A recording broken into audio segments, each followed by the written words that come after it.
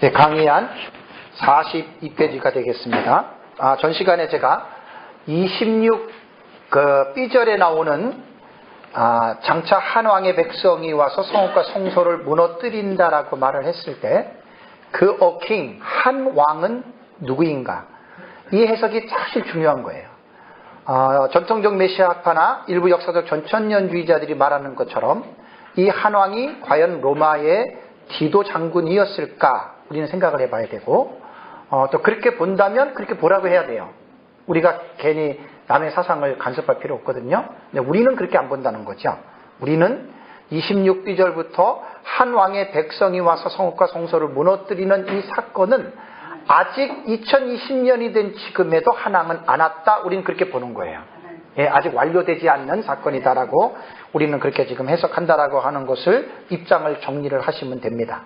그리고 나서 이제 한 왕과 27절의 그는 상당히 밀접한 관계가 있어요. 그래서 우리말 성경 10가지 역본에 보면 개역 성경과 개역 개정 빼놓고 나머지 성경은 27절에 나타나는 26절의 B절에 나오는 한 왕과 27절의 그를 동일 인물로 다 번역을 했어요. 그게 옳다는 거예요. 그래서 우리 개역 성경과 개역 개정에 장차라고 하는 이 단어는 빼야 돼요. 그것 때문에 사람들이 오해를 할 수 있는 소지를 준 거예요. 그래서 27절의 장차, 26절의 장차 원래 다 빼도 돼요. 왜? 원문에 없거든요. 왜 원문에 없는 거를 집어넣어서 보는 독자들로 하여금 왜 성경을 혼란스럽게 만드냐는 이야기예요. 사실 우리가 성경을, 텍스트를 어느 것을 보느냐가 대단히 중요합니다. 왜? 우리는 성경이 하나님 말씀으로 믿잖아요. 아주 한국교회 교인들은 성경은 1.1획도 틀림이 없다고 믿잖아요. 이 성경을 말하는 게 아니에요. 역본들은 틀린 데가 한두 가지가 아니에요. 수도 없어요. 원본을 말을 할 때에 오류가 없다라고 말하는 거지, 사본 자체도 원본이 아니기 때문에 사본 자체도 서로 비교하다 보면 이문이 있어요. 다른 부분이 있다는 이야기예요. 그건 학자들이 할 몫이기 때문에 우리가 말할 수 있는 제가 자질이 없어요. 그렇기 때문에 최소한 우리가 그 성경을 해석할 때 하나의 성경만 보지 마시고 최소한 우리나라 성경 10권 정도 살 필요 없어요. 그냥 전부 다 이 인터넷 같은 데서 전부 다 다운받아 보면 돼요. 저도 그런 프로그램 다 있어요. 그걸 보고 저도 하는 거예요. 그래서 중요한 부분들은 들어가서 보다 보면 어떤 성경이 완벽하게 번역됐다는 성경은 지구상에 하나도 없습니다. 다 부족함을 안고 있습니다. 그래서 우리나라 성경 10가지를 제가 71회를 연구할 때 다 봤는데 8가지는 26절의 한 왕과 27절의 그를 동일 인물로 봤다. 그러면 동일한 사건이에요. 그죠? 동일한 사건이 될 수 있다는 말이에요. 그래서 제가 지금 개혁주의 전천년설 입장에서 민 목사님이 말하는 바를 이건 그래 믿어. 그렇게 말하면 지금은 안 돼요. 믿을 사람 하나도 없어요. 그럴 수밖에 없는 당위성을 지식을 갖다가 넣으셔야 돼요. 단순한 지식이 아니에요. 제가 이거 뭐 강의 준비할 때 그냥 지식만 한 줄 아세요? 다 기도하면서 준비한 거예요. 그러니까 영역과 지력이 함께 들어가야 되는 거예요. 이게 하나만 돼서는 절대 안 돼요.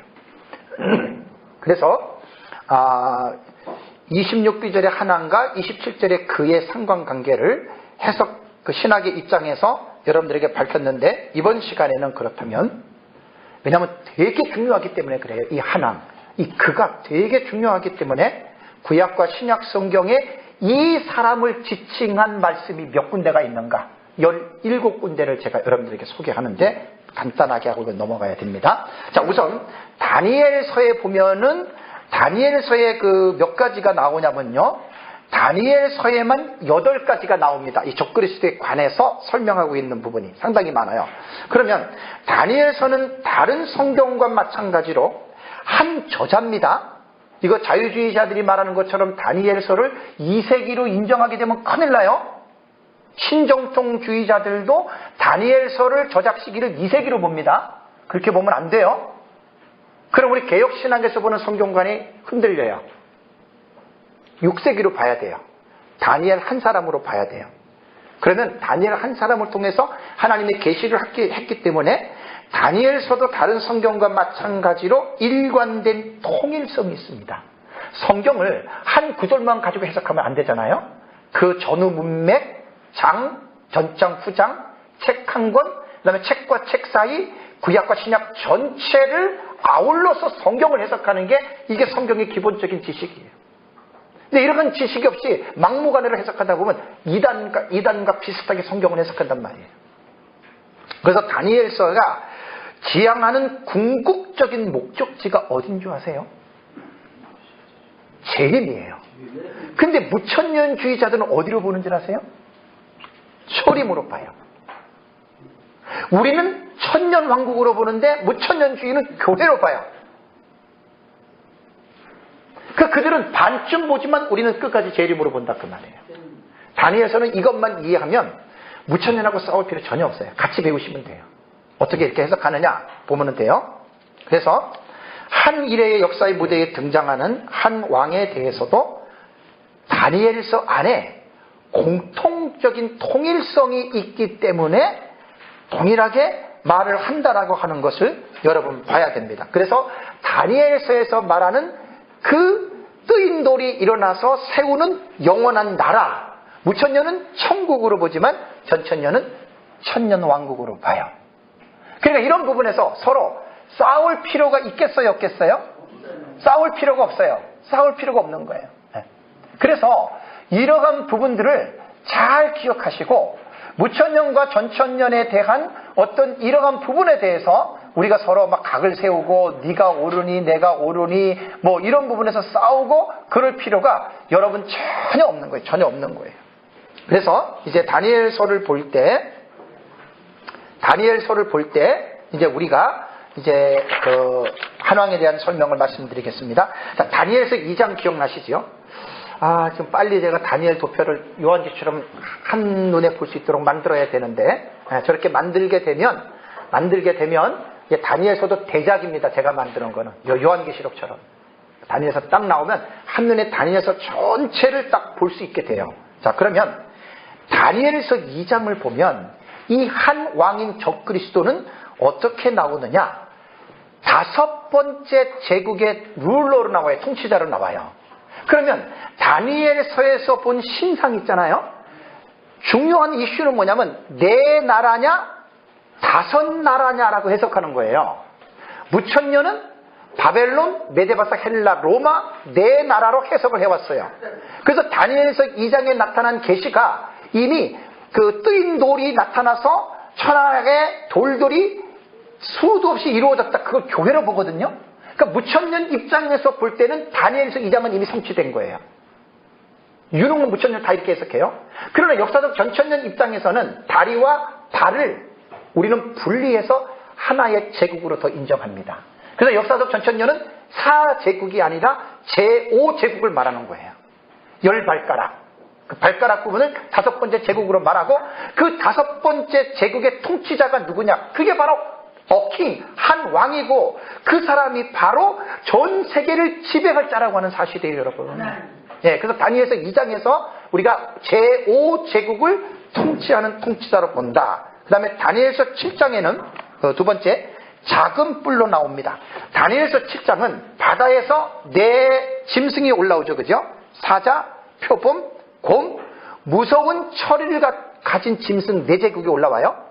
무천년은 다니엘서 7장을 이 네 짐승을 다니엘서 2장에 나타난 바벨론, 메데바사, 헬라, 로마로 동일하게 해석을 해요. 그러니까 무천년 입장에서는 다니엘서 7장도 이미 역사 속에서 성취가 된 걸로 봐요. 역사 속에서. 그럼 우리 역사적 전천년을 어떻게 보느냐? 이거는 전 강의안을 여러분 보시면 알겠지만 초대교회 교부들도 그렇게 안 봤어요. 마지막 때에 일어나는 열강들로 봅니다. 그래서 4대 강국으로 보는데 다니엘서 7장을 잘 보시면 네 짐승 속에서 다니엘이 유심히 본 짐승은 4번째에 나오는 짐승을 본 거예요. 그래서 4번째 나오는 짐승을 가만히 보니까 머리에 10뿔 있죠? 10뿔 사이에 작은 뿔 돋아나죠? 그게 바로 키포인트예요. 다니엘서 7장은. 그러면 4대 열강 중에 마지막 4번째 짐승은 파워풀한 짐승이에요. 역사 시대에 그렇게 강한 민족이 없는 4번째 민족이거든요. 그런데 그 민족은 전제 국가가 아닌 합중국입니다. 연합국가입니다. 그러니까 10개의 제국이 하나로 모인 유나이티드 스테이트가 된 거예요. 연합국가가 되는 거예요. 그래서 이 10번째의, 이 4번째로 나타나는 이 국가의 특색은 합중국이기 때문에 이 합중국에 대한 이 사실에 대해서 우리는 해석을 해야 되는데 10뿔 중에서 작은 뿔이 하나 돋아나가지고 새 뿔을 뽑아버리고 이 작은 뿔이 10뿔을 지배해요. 이것도 사실 따지고 보면 이게 구약 성경의 6대 짐승을 공부를 해야 되거든요. 애굽, 아수르, 바벨론, 메데바사, 헬라, 로마. 이 6대 짐승 국가가 전제 국가입니다. 연합 국가가 하나도 없었어요. 근데 마지막 4번째 짐승에서 나오는 국가의 바탕은 연합 국가예요. 그러면 짐승 국가의 그 조건이 안 맞잖아요. 그죠? 그래서 작은 뿔이 나와서 10뿔을 제압하고 전제 국가가 되는 거예요. 이 얘기는 못 들어봤을 거예요, 여러분들이. 이렇게 돼야 짐승 국가의 자격이 충족이 되는 거예요. 그래서 로마 제국이 이제 그 500년 동안에 그 원로원 체제로 있었잖아요. 그죠? 원로원 체제로 있다가 31년인가 29년에 악티움 해전에서 클레오파트라가 그 안토니우스 부대에게 멸망하잖아요. 그죠? 그리고 그 애굽이 그 로마 제국으로 넘어간 거예요. 그때 특이한 사건이 정치적인 변동이 일어나죠. 원로원에서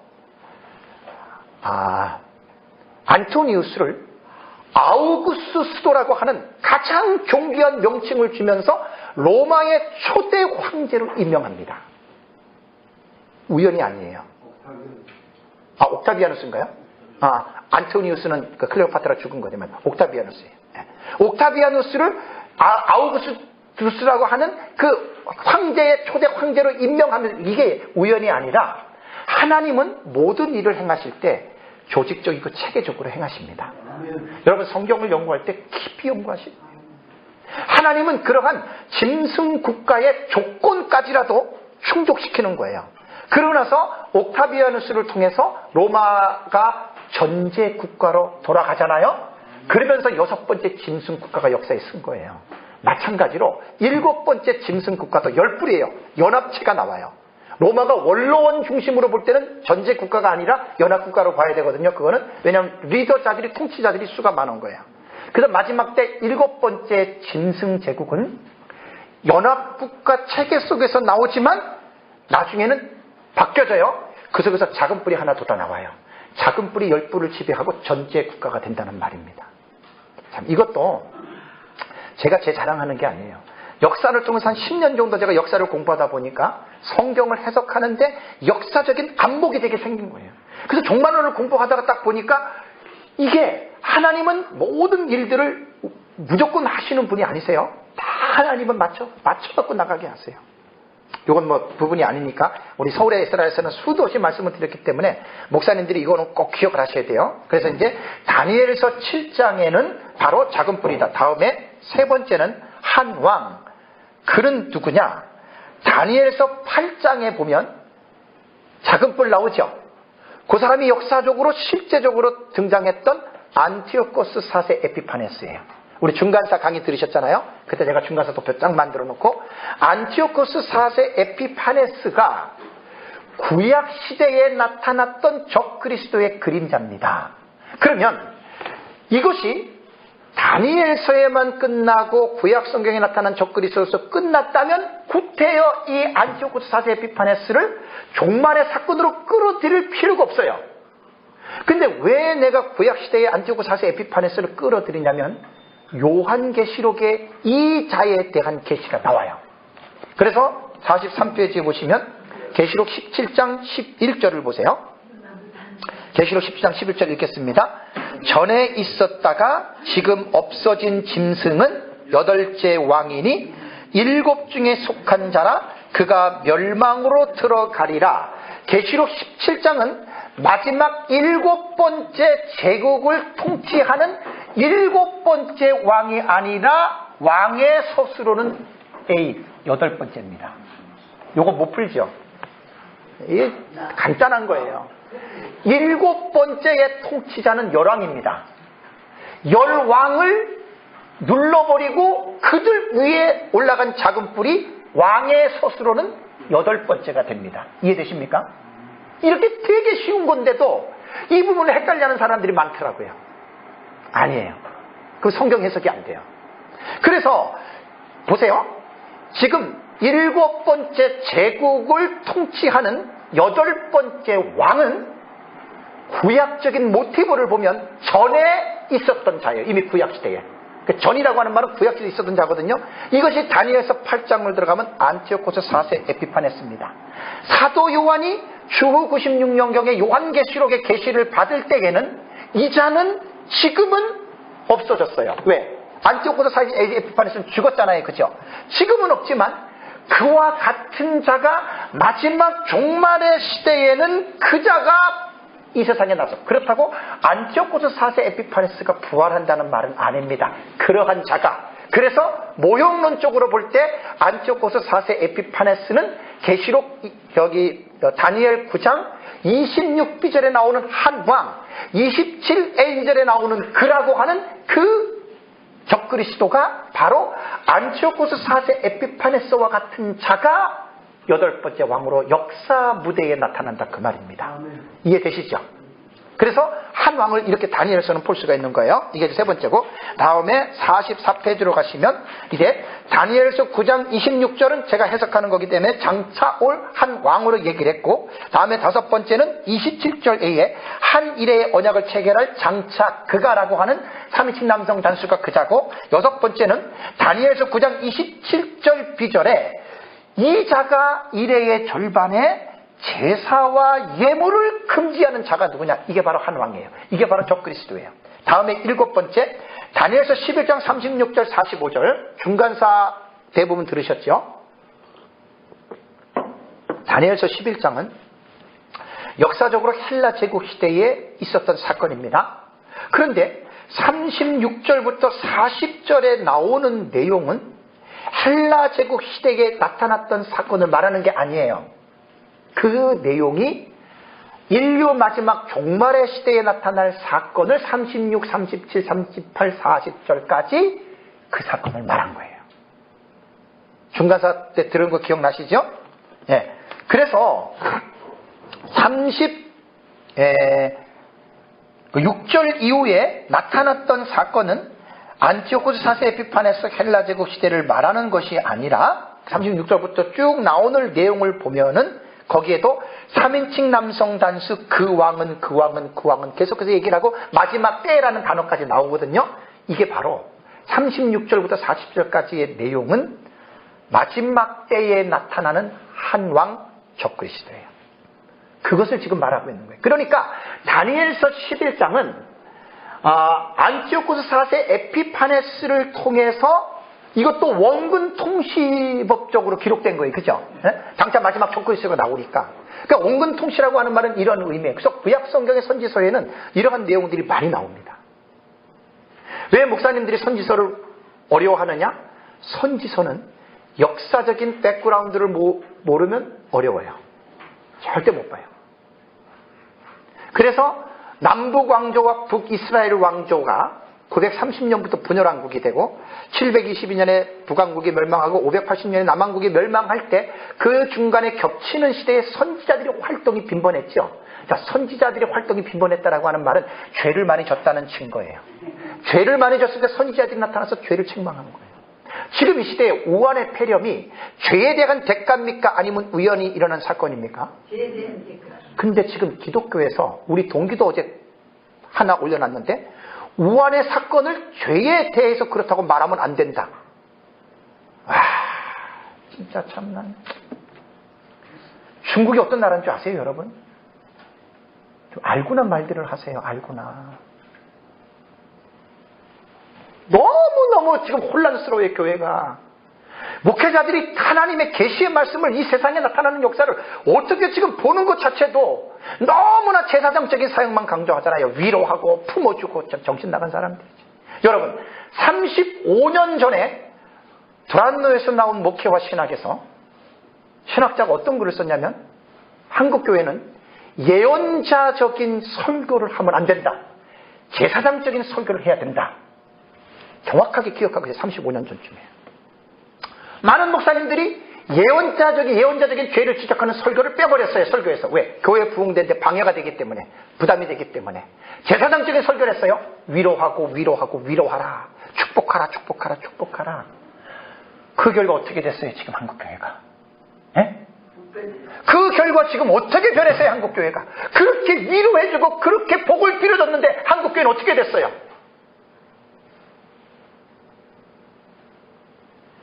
예언자적인 메시지가 줄어드는 거예요. 웨슬레는 율법관에서 목사가 설교할 때 90%는 율법적으로 죄를 지적해야 된다. 그리고 나머지 10%는 복음으로 감싸줘야 된다. 감리교 창세 웨슬레가 한 말이에요. 웨슬레가. 제사장적인 설교에는 죄에 대한 책망이 없습니다. 그게 설교입니까? 율법으로는 죄를 깨닫는 거고, 율법으로 죄를 깨달아야 회개하고, 회개해야 위로가 임하는 거 아니에요? 근데 죄를 지적하는 책망을 빼버리고 무슨 사람들이 회개를 하겠습니까? 예수 믿으면 잘 먹고 잘 살고, 자기 욕심만 갖다가 맨날 투영하는 거죠. 그러니까 목사들이 심판을 받는 거예요. 마지막 때에 선생제자가 심판이 크기 때문에 함부로 선생되지 말라고 한 거예요. 여러분, 저는 그렇게 생각합니다.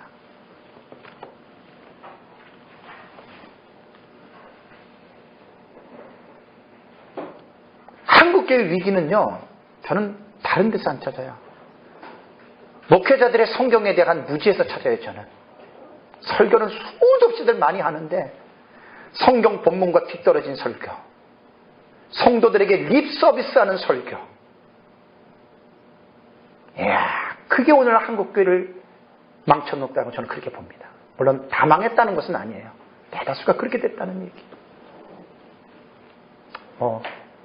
저야 학자도 아니고 유명한 사람도 아니니까 그냥 제 견해를 말씀드리는 거예요. 정말 목사님들이 말씀 연구하는 데 생사를 걸어야 돼요. 성도가 있든 없든 말씀 연구하는 데 생사를 걸어서 설교 시간에 이것이 하나님의 말씀입니다에 대한 의미를 제발 곡해하지 마시고 그대로 하나님의 말씀을 전해주면 그것이 목사의 가장 중요한 사명이 아닐까 저는 그렇게 생각합니다. 다음에 8번째, 다니엘서 12장 1절을 보면은 한번 읽어보세요. 다니엘서 12장 1절. 한 왕이 다니엘서 12장에는 이렇게 말하고 있습니다.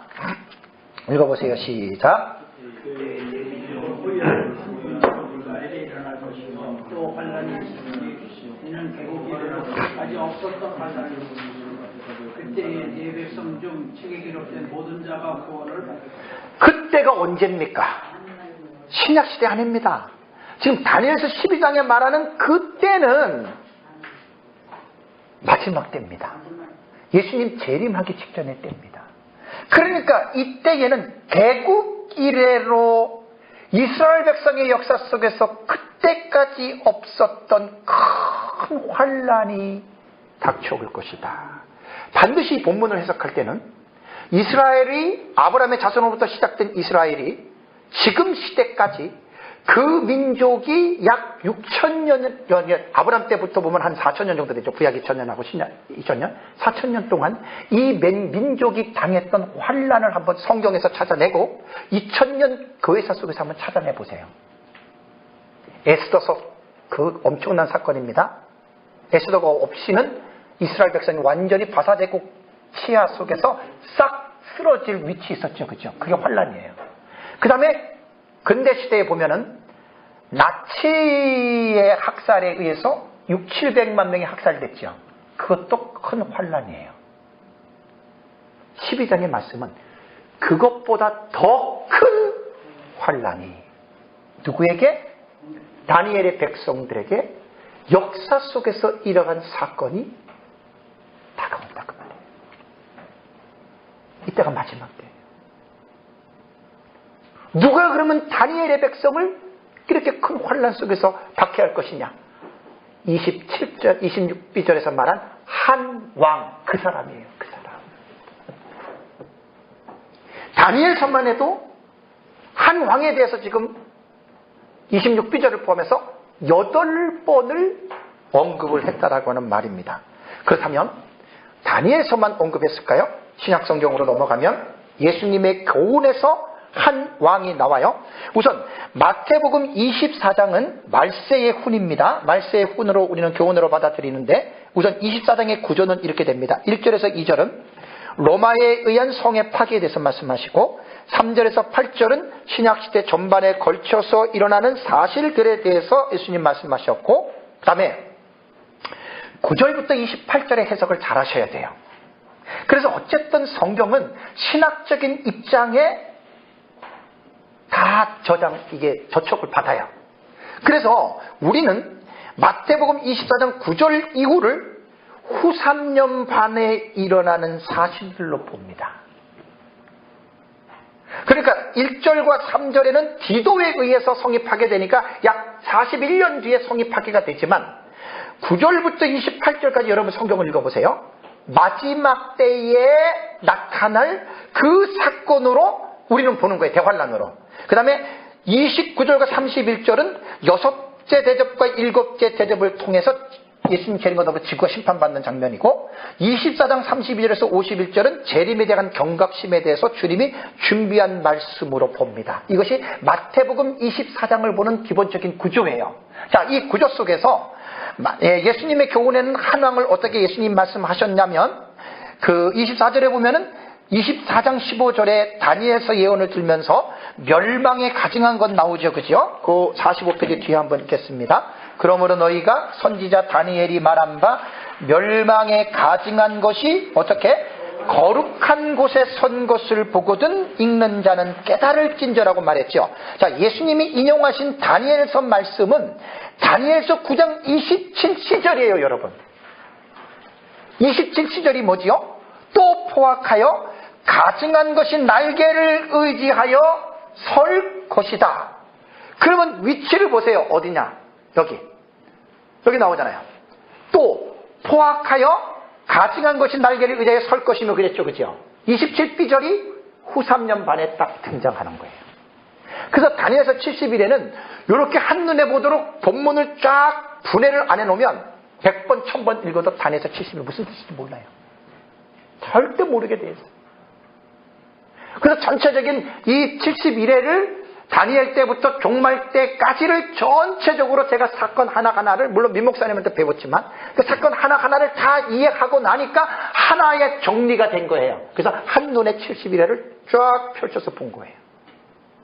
요한계시록도 한눈에 쫙 펼쳐서 1장부터 22장까지를 본 거예요.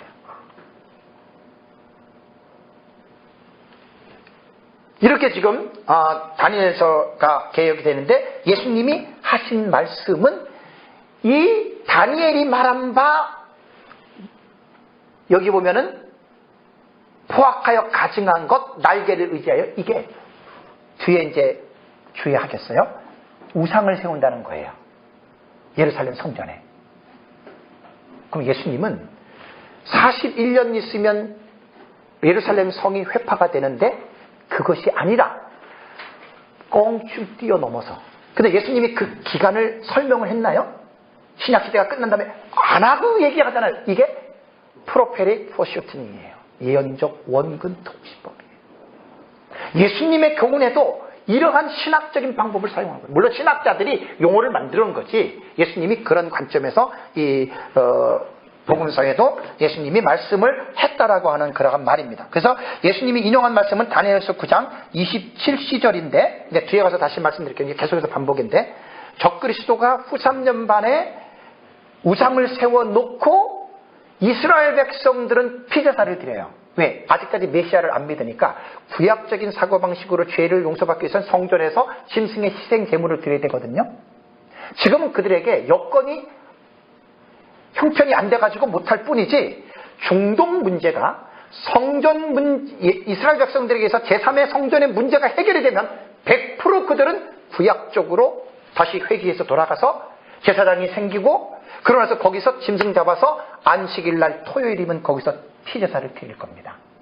이거는 역사적으로 성취될 가능성이 커요. 이게 이제 맞물려 들어가는 거예요. 맞물려. 그래서 역사의 벽보를 잘 여러분들이 살펴봐야 돼요. 그냥 우리가 예수 믿으면서 그냥 예수 믿고 잘 복받아가지고 잘 먹고 잘 살고 거기 만족할 게 아니라 점점 마지막 때가 지금 어떻게 돼요? 가까이 오죠. 역사의 벽보를 보세요. 역사의 벽보를 계시를 통해서 보세요. 앞으로 이 인류 세계의 4대 열강이 어떻게 등장할 것인가? 어떤 대륙권에서 내 짐승이 나올 것인가? 어떤 곳에서 열 나라의 연합적인 체제가 나와서 전 세계를 뒤엎을 것인가? 그리고 그가 예루살렘을 침공해서 또 예루살렘 안에서 일어나는 마지막 때 일어나는 5가지 전쟁, 제가 마지막 시간에 언급할 거예요. 성경에 나타난 5가지 전쟁이 있어요. 마지막 전쟁. 그걸 우리 어떻게 봐야 될 것인가? 그래서 귀 있는 자는 성령이 교회들에게 하시는 말씀을 들을지어다. 하나님의 계시의 말씀을 들을 수 있는 귀가 열리지 않는 사람은 아무리 올바른 말을 해줘도 모릅니다. 그건 어쩔 수 없어요. 그건 어쩔 수 없어요. 사람의 지혜로 사람의 권위로 하는 게 아니에요. 그래서 저는 여러분들이 성도들에게 복을 받는 것을 강조할 때에는 물질의 복 이전에 영적인 복을 먼저 받으라고 강조하세요. 영혼이 잘 되는 복은 하나님의 계시의 말씀을 깨닫는 거예요. 하나님의 계시의 말씀 잘 분별하는 거예요. 돈 많고 사업 잘 된다고 복 받는 줄 아세요? 천만만해요. 천만해요. 물질의 복이 다가 아닙니다. 오히려 하나님이 사랑하는 사람은 물질적인 어려움을 줍니다. 물질적인 어려움을 통해서 겸손을 가르치고 그 사람으로 하여금 하나님 앞에 바르게 설 수 있도록 하나님을 훈련시킵니다. 좀 그렇게 믿어요. 돈 많다고 오히려 많은 돈 때문에 타락하는 사람이 얼마나 많습니까? 돈이 없으면 불편해요. 너무 불편해요. 나는 이게 내 인생이, 내 삶에 지금까지 살아온 인생. 돈이 없으니까 힘들어요. 불편해요. 근데 그게 다가 아니에요. 반대로 보면 유익이 있어요. 유익. 제가 아직까지는 했다닥 해가지고 안 나가 자빠지잖아요. 예? 뉴스에 아직 안 나오잖아요. 그런 건 감사한 거예요. 그래서 물질적인 기준을 가지고 사람을 평가하지 마세요. 수와 양을 가지고 사람을 평가하지 마세요. 사람은 외모를 보지만 하나님은 사람의 중심을 보십니다. 사람의 내면을 보셔야 돼요. 열매 없는 잎사귀만 무성한 무화과나무 같은 사람들이 얼마나 많은지 몰라요. 우리 주변에. 그렇게 사람을 보면 안 돼요. 중심을 보셔야 돼요. 중심. 이 사람이 하나님 앞에 사람 앞에 정직하냐, 이 사람이 하나님과 사람 앞에 진실하냐, 그러면 된 거예요. 하나님을 두려워하는 마음이 있는가, 하나님을 두려워하면서 살아가고 있는가, 그러면 그 사람 훌륭한 사람입니다. 외적으로 갖춰놓고 중심이 완전히 잘못된 사람들, 안타깝죠. 그러니까 바로 예수님이 선지자 다니엘이 말한 바 멸망에 가증한 것이 거룩한 것에 선 것을 보거든 깨달을진 저는 바로 다니엘서 9장 27시절에 이 말씀을 가지고 예수님은 상황을 설명하셨다라고 생각하면 됩니다. 그렇다면 계시록에 또 정확하게 이 본문이 하나님의 사도 요한에게 이미 계시해 놨거든요. 자, 계시록 13장 14절 15절 읽겠습니다. 짐승 앞에서 받은 바 이적을 행함으로 땅에 거하는 자들을 미혹하며 땅에 거하는 자들에게 이르기를 칼에 상하였다가 살아난 짐승을 위하여 우상을 만들라 하더라. 그가 권세를 받아 그 짐승의 우상에게 생기를 주어 그 짐승의 우상으로 말하게 하고 또 짐승의 우상에게 경배하지 아니하는 자는 몇이든 다 죽이게 하더라. 불신자 죽이는 게 아니에요. 불신자 죽이는 게 아니에요. 여자의 남은 자손들이에요. 왜 우리가 성도들에게 마지막 때에 깨어서 성령 충만한 삶을 살아야 되느냐? 노아 시대와 소돔과 고모라 시대처럼 세상에 빠져가고 시집가고 장가가고 먹고 마시고 구원받은 사람들 이렇게 살다 보면 마지막 때에 예비처에 들어가지 못하면 이러한 9-3년 만에 대환란에 떨어질 수 있다는 것이 요한계시록의 교훈입니다. 무천년의 종말론을 가지고 목회하는 것과 역사적 전천년의 사상을 가지고 목회하는 것은 자세가 달라요. 저는 다 해봤잖아요. 조지 레드가 말한 것처럼 예수님의 재림에 대해서는 already예요. 하나님의 나라는 아직, 아니 already 이미 현재적인 하나님의 나라가 우리에게 임했어요. already 이미 임했고 but not yet이에요. 아직 완성되지 않았어요. 그러면 신약시대의 하나님의 자녀들은 어떻게 살아야 되느냐? 이미 임한 현재에 임한 하나님의 나라 안에서 그분과의 살아있는 교제 가운데 거룩한 삶을 살아가면서 아직 완성되지 아니한 하나님의 나라 가운데서 긴장 국면에서 살아가라 그 말이에요. 그래서 성경은 근신하고 깨어서 자신을 줘서 복종시키고 두려워하는 마음으로 그리스도를 바라보면서 거룩한 삶을 살아가라고 성경은 말한 거예요. 이게 역사적 종말론을 가지고 있는 목사들이 가르치는 목회의 메시지란 말이에요. 세대주의는 이런 게 아니라 예수 믿었으니까 우리는 환난 전에 휴거되니까 우리 걱정할 게 없다. 이렇게 성도들을 안심시켜놓고 나쁜 사람들이죠. 나쁜 사람들이죠. 아니에요. 며칠은 다 죽인다고 하는 말은 구원받은 자가 죽어요. 이 비밀을 깨달으셔야 돼요. 그래서 목사는 성도들이 목사인 자신부터가 목사인 자신부터가 깨어있지 않고 근신하지 않고 핵하다 하는데 성도들이 다 바르게 살겠어요? 양은 목자 따라갑니다. 목사의 메시지와 삶을 따라갑니다. 말 따라가는 게 삶을 따라갑니다. 목사님들이 설교만 잘한다고 되는 게 아니에요. 성도들에게 존경받는 삶을 살지 않으면 목회 그만둬야 돼요. 저도 참 두려운 말이에요.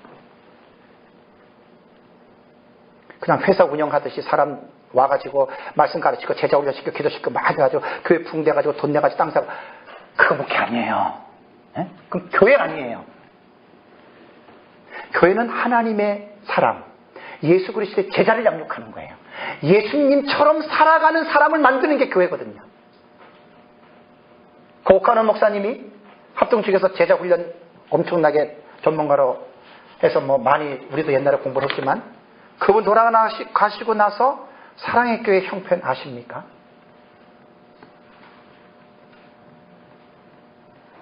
그래서 역사적인 판단과 평가는 섣불리 하면 안 돼요.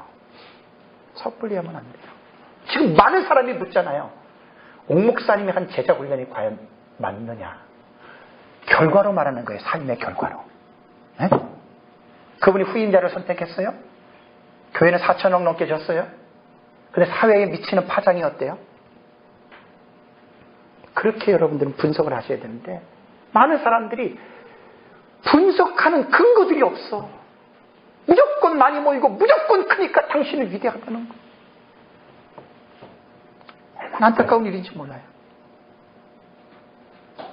요한계시록 13장이 그 말이에요. 그 말. 다음에 예수님이 말씀하신 두 번째는 자기 이름으로 오는 다른 사람이다. 참 이거 기가 막힌 말입니다. 요한복음 5장 43절 같이 한번 읽겠습니다. 나는 내 아버지의 이름으로 왔음에 너희가 영접하지 아니하나. 이 예수님 말이에요. 뭐라고요? 만일 다른 사람이 자기 이름으로 오면 영접하리라. 뜬금없이 이 말이 무슨 말이냐고요. 자, 예수님은 이스라엘 백성들을 위해서 왔어요. 죄인들을 구원하시기 위해서 왔어요. 근데 그들은 예수를 버렸어요. 예수님은 알았어요. 버림을 받을 줄. 그러면서 예수님이 말씀하시는 게 나는 자기 이름으로 내가 하나님 아버지의 이름으로 왔는데 너희가 나를 영접하지 않았는데 if 만일 다른 사람이 하나님의 이름이 아닌 자기 이름으로 오면 너희는 그를 영접할 것이다. 이게 무슨 말이에요? 이게 무슨 말이에요? ABCD를 보세요. 객관적으로 제가 해석들을 넣었어요. 첫 번째는 주후 134년에 유대에서 일어났던 반란의 주동자 바 코크바로 본다. 하드리아누스 황제 때에 제2차 유대 반란을 통해서 이스라엘 백성들이 그 땅에서 다 쫓겨납니다.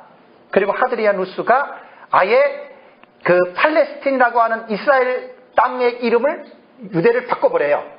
팔레스티나로. 그리고 유대인들이 135년에 뿔뿔이 흩어진 거예요.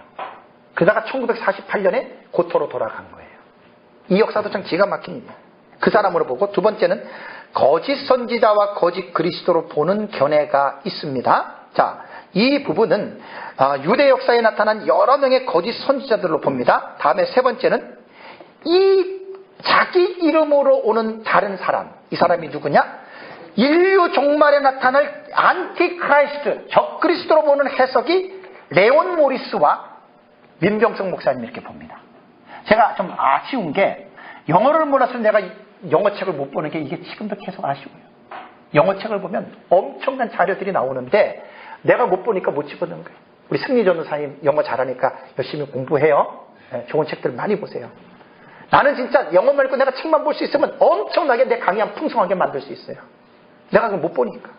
그래서 레온 모리스하고 민병성 목사님은 다른 사람, 여기에 보면은 다른 사람이 자기 이름으로 오면 이스라엘 백성이 영접한다라고 하는 이것을 적그리스도로 본 거예요. 적그리스도, 안티크라이스트의 개념은 예수님 재림 직전으로 봅니다. 무천년도 예수님 재림 직전에 대환란이 있을 것으로 그들 종말론 신학에서 이야기를 하고, 그 예수님 재림 직전에 나타날 적그리스도가 대환란 때에는 적그리스도 나온다고 무천년도 그렇게 믿고 있어요. 이거는 우리가 겹치는 부분이에요. 근데 어떤 사람은 또 사탄과 동일시하는데 우리는 세 번째 견해로 보면 됩니다. 그래서 여기에서 조금 더 깊이 우리가 좀 숙고하다 보면 어떤 내용이 나오냐면, 갑자기 뜬금없이 유대인들이 영접의 개념은 메시아의 개념이거든요. 왜냐하면 예수님은 메시아의 자격으로 오셨잖아요. 근데 메시아의 자격을 거절했잖아요. 그럼 다른 사람이 자기 이름으로 왔을 때 영접한다는 말은 마치 예수님이 메시아의 아버지의 이름으로 온 것처럼 자기 사람은 아버지의 이름으로 위장하고 이스라엘 백성들에게 종교적인 접촉점이 있다는 얘기예요. 공감대가 있다는 이야기예요. 그래서 그를 받아들인다 그 말이거든요. 그럼 이때가 과연 언제냐로 볼 때는 27A절에 그가 장차 많은 사람과 더불어 한 일해 동안에 언약을 굳게 맺는 적그리스도의 저쪽으로 보는 게 딱 맞습니다. 그러니까 유대인들과의 뭔가 공감대가 있어야 돼요. 혈통적으로 유대계에 속한 사람인가, 그죠? 이렇게 되면 유대인들은 자기 민족에게는 마음을 열거든요. 참 이런 본문들은 종말론 신학이 이렇게 갖춰지지 않는 사람들은 이 들어도 갸우뚱해요. 왜 이렇게 하지? 그래서 제가 해석을 넣은 거예요. 5가지 해석을. 그러니까 내 것만 막 이렇게 얘기해가지고 그럴 필요 없어요. 다 깊이 연구해야 돼, 깊이. 제가 70일에는 약 1년 연구한 거예요, 지금 1년. 1년 동안 계속 이것만 연구하고 책 보고, 그래서 이제 서울에서 한 학기 강의를 한 52시간 그때 강의를 했던 내용을 10시간으로 다시 한번 추려서 너무나 중요하기 때문에 이번에 이제 종말론 들어가기 전에 이제 이걸 먼저 해야 되겠다 해서 이번에 제가 이제 하는 거거든요. 자, 그럼 5번째, 이제 사도 바울의 교훈에서 나오는 한 왕이 있습니다. 자, 바울 서신에 보면은, 바울 서신에서 데살로니가 교회에 나오잖아요, 그죠? 분명한 징조로서 불법의 사람 곧 멸망의 아들 얘기했죠. 대적하는 자 얘기했죠. 자칭 하나님으로 얘기를 했어요. 그럼 이 자가 누구냐? 이 자가 바로 한 왕이에요. 이 자가 바로 그란 말이에요. 이 자가 바로 적그리스도예요. 그래서 무천년도 이 본문은, 제가 지금 해석해 나가는 본문을 무천년도 이거 절대 부정 못할 겁니다. 이 본문 이렇게 풀어나가셔야 돼요. 그리고 마지막 때 적그리스도의 등장에 대비해야 돼요. 지금 전 세계적으로 차별금지법이 통과가 되고 이제 전 세계가 하나로, 화폐도 하나가 되고 뭐도 하나 되고 전부 다 하나로 지금 이렇게 연합이 되려고 할 때에 정치도 마찬가지로 이렇게 돌아갈 수 있습니다. 그때를 보셔야 돼요. 하나님은 역사의 벽보를 통해서, 역사를 통해서, 정치를 통해서, 문화, 사회, 경제를 통해서 하나님은 분명하게 마지막 때의 일들을 지금 이끌어 나가시는데, 우리가 영적인 안목이 부족하고 영적으로 깨어있지 않으면 봐도 모른단 말이에요. 봐도. 하나님의 말씀을 예수 믿으면 잘 먹고 잘 사고 복 받고 그렇게 깨달으라는 게 아니라 하나님의 말씀을 말씀답게 진리를 깊이 깨달으라는 이야기예요.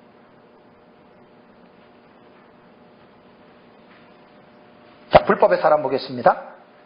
바울이 데살로니가전서 2장 3절 4절에 보면, 누가 아무렇게나 하여도 너희가 미혹되지 말라. 먼저 배경이 있고, 데살로니가 교회는 재림에 대한 혼란이 있었던 교회죠. 예수님이 곧 재림한다고 하니까 일도 안 하고 곧 재림하니까 이렇게 했는데 그 바울이 실망했잖아요. 그거 아니다. 그거 아니고 그냥 예수님이 갑자기 오는 게 아니라 불법의 사람 멸망의 아들이 나타나기 전에는 예수님이 안 온다 그 말이에요. 그러니까 예수님 재림하기 직전에 상황을 보란 말이에요. 상황을. 네, 어떤 일이 먼저 징조가 사인이 나타나느냐. 그래서 성경을 공부하는 거예요. 그래서 이 예언의 말씀을 읽는 자와 듣는 자와 그 가운데 기록한 자들이 행하는 자, 기록된 대로 행하는 자들이 복이 있다. 바로 그 말이거든요. 작은 두루마리를 이해하지 못하고 작은 두루마리를 받아먹지 못한 사람이 어떻게 종말의 사인을 보고도 알겠습니까? 모릅니다. 절대 모릅니다. 그래서 우리가 지금 이게 요한계시록이나 종말론을 공부하는 이유가 우리는 미래를 위해서 우리는 지금 준비하는 단계예요. 지금 이게 작은 두루마리를 받아먹는 거예요. 근데 이런 의식들이 많이 갖고 있지 않아요. 종말에 별 관심 없어요. 아멘 주 예수여 오시옵소서 별 관심 없어요. 주님 지금 오지 마세요. 아직 우리 아들 장가도 안 가고 우리 딸 아직 시집도 안 가고 아직 우리 집도 못 샀고 아직 우리 예배당을 못 주고 마치 이런 형국이거든요. 지금 교회가. 살아있을 때나 시집가고 장가가고 그거 좀 중요한 거지. 주님의 재림 앞에 하나님의 나라의 관점에서 볼 때 그거 모든 것들 다 수단이에요. 수단. 수단으로서의 결혼이고 수단으로서의 그게 필요 없다는 게 아니라 그거예요. 우리에게 중요한 것은 나라가 임하옵시고 하나님의 나라가 이 땅에 완전히 이루어지는 완성의 단계를 바라보면서 교회는 살아야 됩니다. 그래서 교회가 하나님의 나라는 없고 세상 나라만 있고 하나님의 나라의 가치를 따르고 하나님의 나라의 문화를 따르는 게 아니라 세상 나라의 문화와 가치를 따르면서 목사와 성도들이 세상에 빠져서 소돔과 고모라 시대처럼 먹고 마시고 즐기는 데 빠져 있으면 어떻게 주님이 오시는 것을 준비하겠어요? 제 말 틀립니까? 저는 종말론을 연구한다고 종말론만 말하는 사람이 아니에요. 역사적 전천년주의자들이 조심해야 될 게 미래적인 해석이기 때문에 앞으로 일어날 것을 얘기하면서 현재에 대한 강조와 현실의 삶에 대한 충실성을 강조하자면 역사적 전천년 잘못된 거예요. 그런 역사적 전 종말론 배우지도 마세요. 미래에 될 일들을 머릿속에 두고 염두하고 오늘을. 그러니까 우리 제임스 딘이 말한 것처럼 그리스도인들은 영원히 살 것을 꿈을 꾸고 내일 죽을 것 같이 오늘을 살아야 돼요. 이게 신약시대 교회 그리스도인들이 이렇게 살아야 되는데 마치 영원히 살고 영원히 살 것처럼 생각하고 오늘을 살고 있는 그리스도인들이 많지 않습니까? 신앙의 방향과 목표가 잘못 설정된 거예요. 예수 믿는 게 잘못 설정된 거예요. 그냥 예수 믿고 나만 우리 가정 잘 먹고 잘 살기 위해서 예수 믿는 거예요. 그런 사람들은 하나님의 나라를 준비하지 않습니다. 그게 바로 미래는 다섯 천년의 성경이에요. 이런 차원으로 여러분 종말론이 정리가 되고 성경을 연구하다 보면 상당히 종말론에 연결되는 본문들이 상당히 많습니다. 마태복음 25장은 종말에 관계된 본문이지 이 세상에 살면 지금 관계된 본문 아니에요. 달란트 비유 1월달에 책분 받으면서 한 달란트 받았고 12월달에 결산할 때 그런 내용 아니에요. 달란트 비유는 진짜 그런 거 아니에요. 성경을 제대로 연구하다 보면 우리가 얼마나 성경을 잘못 지금 보고 이해하고 있는지 오해하고 있어요. 그리고 성도들에게 잘못된 지식을 막 푸시해요. 그러니까 불법의 사람, 이 사람이 나타나야 예수님의 재림이 임한 거예요. 그때까지는 걱정하지 마세요. 그래서 이제 요한계시록에 저 공부를 딱 들어가면 한 일회가 시작되기 전에 나타나는 사인이 있죠. 7번째 제국이 등장하고 적그리스도가 등장하고 두 증인들이 준비되는 준비 단계가 있어요. 계시록은 저거부터 공부하는 거예요. 그러니까 이거 공부한 다음에 저거 들어가야 돼요. 그러면 기가 막히게 물 흐르듯이 저 내용을 거부할 수 없을 정도로 쫙 들어와요. 그럼 종말론 딱 완성된 거예요. 그리고 저 사상을 마음속에 담고 오늘이라고 하는 현실을 무시하지 마세요. 절대로 오늘이라고 하는 현실을 무시하지 마세요. 내일 죽을 것 같이 오늘을 최선을 다해서 힘있게 살아가시기 바랍니다. 이게 바로 종말론을 깨달은 사람들이 사는 거예요. 다음에 두 번째 바울은 대적하는 자라 그랬죠. 그는 대적하는 자라. 한 왕은 대적하는 자예요. 이 대적하는 자에 대한 이 본문을 보면 현대어 성경을 잠깐 보겠습니다. 그자는 신이라고 일컫는 것은 모조리 무시하고 찬양과 예배의 대상이 되는 것이라면 다 부수어 버릴 것입니다. 그리고 하나님의 성전에 들어가 스스로 하나님의 자리에 앉아서 자기를 하나님이라고 주장할 것입니다. 대적한다라고 하는 말이 안티케이마라고 하는 단어인데, 안티라고 하는 말과 케이마라고 하는 단어인데 반대편에 놓이다라는 뜻이에요. 반대하다라는 말이에요. 저항한다라는 말이에요. 그러면 이 한 왕은 누구를 반대하고 누구를 저항하느냐? 예수 그리스도를 저항하는 자란 말이에요. 이자가 나타난단 말이에요. 이자가. 그러니까 이자가 나타날 때를 예의주시하면서 역사를 바라보라는 이야기예요. 어떻게 하면 내 자식이 잘 먹고 잘 살고 부자 되고 이것만 관심 갖지 마시고, 2000년 전에 바울이 데살로니가 교회 성도들에게 한 말 아니에요? 점점 가까워오는 거 아니에요, 지금 이때가? 그럼 우리는 지금 그거에 관심이 있어야 돼요. 그렇다고 종말론에 빠져버리면, 그러니까 말했잖아요. 현실 무시하지 말라고. 시한부 종말론자들이 맨날 이것만 깨닫고 하늘에 깨닫고 저것만 깨닫고 맨날 기도하면서 이것만 하잖아요. 그 잘못된 거예요. 아니, 지식은 지식대로 마음속에 담고 있고 현실은 최선을 다해서 살아가라, 그 말입니다. 다음에 세 번째, 자칭 하나님입니다. 데살로니가후서 2장 4절 뒤에 보면 자기를 높이고 하나님의 성전에 앉아서 뭐라고요? 자기가 하나님이니까 자칭 하나님이에요. 이게 바로 그 한 왕, 그 사람을 지금 다 바울이 용어를 바꾸면서 말을 하는 거예요. 원래는 한 사람의 적그리스도는 이렇게 표현을 그렇게 바꿔서 한다는 말입니다. 그래서 적그리스도는 처음에 등장할 때에 유대인들에게는 그들이 기대하는 메시아의 모습으로 나타날 가능성이 있어요. 그렇지만 인류 종말에 무엇인지는 모르지만 중동에서 일어나는 큰 위기, 지금 잘 보세요. 이스라엘이라고 하는 나라가 뜨거운 감자거든요. 이란은 이스라엘을 지구상 지도에서 파버린다 그랬어요. 이거 지금 다 하나님의 역사가 지금 진행되는 거예요. 제가 작년에 이스라엘 탐방을 갔을 때 분리장벽을 보고 내가 실감을 했어요. 이스라엘 안에 팔레스틴이 사는 사람들이 분리장벽을 다 쳐놨어요. 와, 살벌해요. 그리고 작년에 딱 가서 느낀 게, 여기가 마지막 화약고가 맞아요. 그거는 종교적인 입장을 떠나서 정치적인 입장만 봐도 맞아요. 역사를 잘 보세요. 뉴스를 잘 보세요. 한 손에는 신문을, 한 손에는 성경을 가지세요. 그럼 성경 속에 있는 하나님의 계시가 신문 속에 계속해서 나중에 드러나게 됩니다. 그때를 보라는 얘기예요, 여러분. 그때를.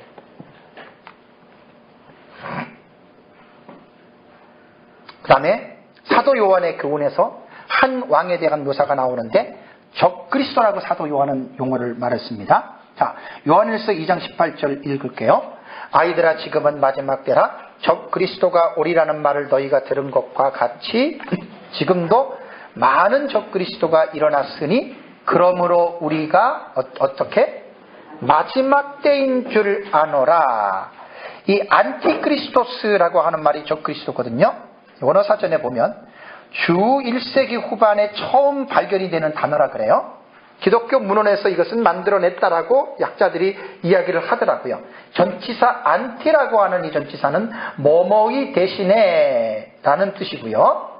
그 다음에 뭐뭐에 반대하여 적대하여, 아까 말씀드린 대로 그런 뜻입니다. 그러니까 요한일서에 나오는 적그리스도는 두 가지 유형이 나와요. 단수와 복수예요. 첫 번째 단수는 마지막 때라 2장 18절 A절은 안티크라이스트라고 단수로 기록이 됐습니다. 말 그대로 단일 인물이에요. 바로 이 한 왕이 바로 이 단수, 이 사람을 말하는 거예요. 적그리스도. 이거를. 그 인류의 종말에 등장하는 복수로 표현한 요한일서 2장 18절 B절에 너희가 들은 것 같이 지금도 어떻게 해요? 많은 적그리스도들이 안티크리스토이, 오이가 이게 복수 어미거든요. 그러니까 하나가 아닌 많은 적그리스도가 나오는데 남성 복수형인데 하나의 적그리스도만이 아니라 많은 적그리스도들이 나온다라고 하는 이 말은 이 복수형의 적그리스도는 단수형인 안티크리스토스의 모형론 그림자들이 되는 사람이라 그 말이에요. 예수님 당시 때도 많은 적그리스도 거짓 선지자들이 있었잖아요. 그죠? 그 사람들은 궁극적으로 누구를 말하냐면 그 사람들은 그림자고 그 사람들의 원래의 실체는 안티크라이스트, 단수, 한 왕, 여러분 놀랍지 않아요? 하나님의 계시가? 이렇게 중요한 계시가 지금 70일에 나타난 한 왕을 결코 가볍게 해석해야 될 상황이 아니라는 거예요. 지금 제 얘기는. 요한일서 4장 3절 읽겠습니다. 예수를 시인하지 아니하는 영마다 하나님께 속한 것이 아니니 이것이 곧 어떻게 해요? 적 그리스도의 영이니라. 그리스도를 대적하는 영. 사탄이죠. 귀신들이죠. 다음에 사도 요한의 글에 보면 두 번째, 바다에서 올라오는 짐승. 계시록 13장 1절 읽겠습니다. 내가 보니 바다에서 한 짐승이 나오는데 뿔이 열이요 머리가 7이라. 그 뿔에는 10 왕관이 있고 그 머리들에게는 신성모독하는 이름들이 있더라. 이 요한계시록 13장에 나오는 바다에서 올라오는 짐승은 적그리스도고, 그 다음에 땅에서 올라오는 짐승은 거짓 선지자입니다. 예, 그건 요한계시록 공부할 때 하셨기 때문에 아시는 분들은 알 거예요. 여기서 말하는 이 짐승, 데리온이라고 하는 말은 야생동물 혹은 들짐승이라고 이렇게 부르는데, 데르는 이제 원래 그 지소사입니다. 지소사. 그 124번에 보시면은 이제 어떤 말에 덧붙여 쓰는 이제 지소사라고 보시면 돼요. 그런데 여기에서 이 데리온이라고 하는 이 존재는 동물을 의미하는데 새와 곤충도 의미하는데, 이 데리온은 70인 역번에 한 160번 나온다 그러고요. 대부분 히브리어에 하야라고 하는 살아있다라고 하는 이것의 어근에 포함이 돼요. 그러면 이 데리온이라고 하는 이 단어는 구약성경에 20번 나오는데 신뢰를 보면 실제적인 짐승을 말할 수도 있고 다니엘의 환상에서 본 상징적 짐승에서도 봅니다. 그러니까 데리온이라고 하는 짐승은 실제적인 짐승도 되고 상징적인 짐승도 되는데, 요한계시록 13장에 나오는 이 데리온은 실제적인 짐승이 아니라 상징적인 짐승이에요. 그래서 고전 헬라어에 보면 데리온은 은유적으로 불손함을 나타내는 용어로서 아유 저 짐승 같은 인간 그러죠. 그렇게 은유적으로 사용됐다 그 말이에요. 그래서 계시록 13장 1절에 바다에서 올라오는 데리온, 이 짐승은 은유적인 요법으로 적그리스도를 말한다. 다니엘서 9장에 한 왕을 말한다라고 여러분들이 그렇게 보시면 됩니다. 다음에 넘어갑니다. 시간상 읽어보시면 알고요. 다음에 50페이지 보면 이제 무저갱의 사자. 계시록 9장 11절에 그들에게 왕이 있으니 무저갱의 사자라. 히브리어로 그 이름이 아바돈이요 헬라어로는 그 이름이 아볼론이더라 라고 이렇게 말을 했습니다. 자, 이거는 계시록 9장은 뭐지요? 황충이 화에 대한 계시죠. 그럼 여기서 벌써 계시록에 대한 기본적인 신학 입장이 있어야 돼. 처음 듣는 사람이 이게 무슨 말인지 몰라요. 그들에게 왕이 있다. 황충이 군대들이거든요. 황충이 군대들의 왕은 누구냐면 이 사람이 바로 적그리스도라는 이야기예요. 계시록 9장에. 그래서 그들은 적그리스도의 부하. 이제 이것을 이상하게 보지 마시고 이렇게 생각하면 돼요. 마지막 때가 되면 적그리스도가 나타나면 기독교인들을 대대적으로 핍박합니다. 전 세계적으로. 그래서 예수 믿으면 다 잡아 죽이는 거예요. 이게 전 3년 반에 이게 두증인 활동이 바로 그거거든요. 이러한 가정하에서 두증인들을 회개하고 후 3년 반에 대환란에 빠지지 말고 예비초로 들어가라고 강조하는 게 마지막 때에 메신저들이 외쳐야 될 설교 내용이에요. 성령 충만하고 거룩한 삶을 살아가를 가르쳐야 돼요. 예수 믿으면 잘 먹고 잘 살고 복 받고 사업 잘 받고 11조 많이 하고 그딴 쓸데없는 얘기를 할 게 아니란 말이에요. 예수님의 재림 앞에 두렵고 떨림으로 죄를 미워하고 죄를 멀리하고 카도시 거룩한 삶으로 여러분들 세상하고 여러분들은 직장에서나 가정에서나 사회에서나 정직하고 진실하게 살아가라. 이거를 외쳐야 되는 거지. 지금 오늘날 교회가 예수는 말로 믿는 게 아니라 삶으로 믿는 거예요. 삶으로 믿는 거예요. 삶으로.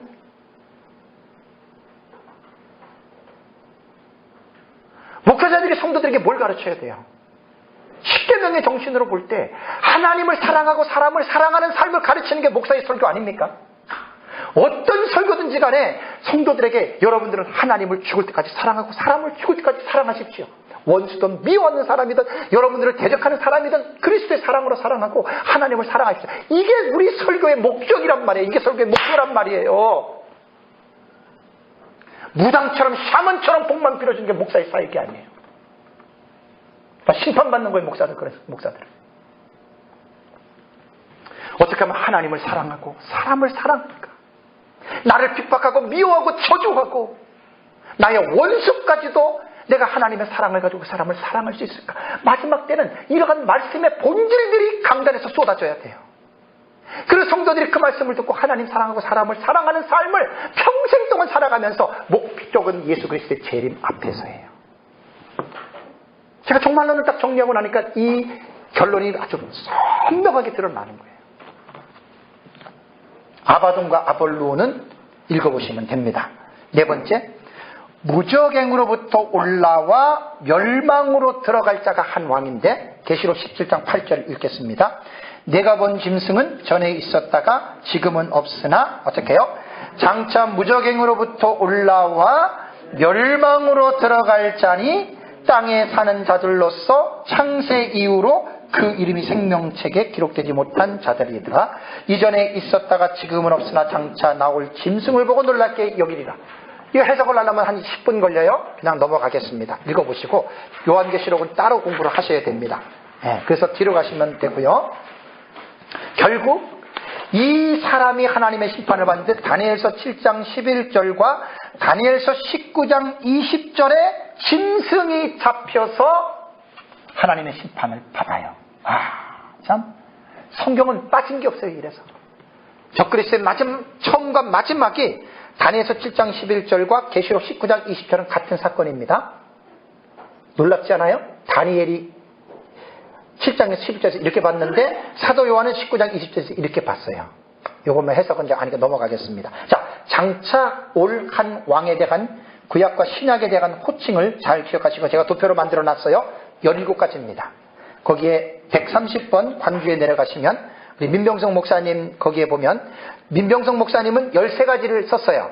제가 4가지를 더 삽입한 거예요. 지금 민 목사님은 13가지만 썼는데 제가 4가지를 더 삽입해서 다니엘서 9장 26b절에 나오는 한 왕, 27A절에 나오는 그라고 하는 자가 신구약 성경 전체를 통틀어 볼 때는 17군데의 이 자에 대해서 묘사가 됐다.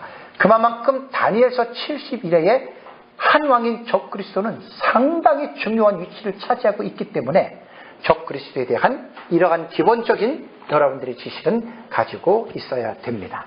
네, 우리 오전 강의는 여기서 마치고요. 우리 오만종 목사님 기도하고 오전 강의 마치겠습니다.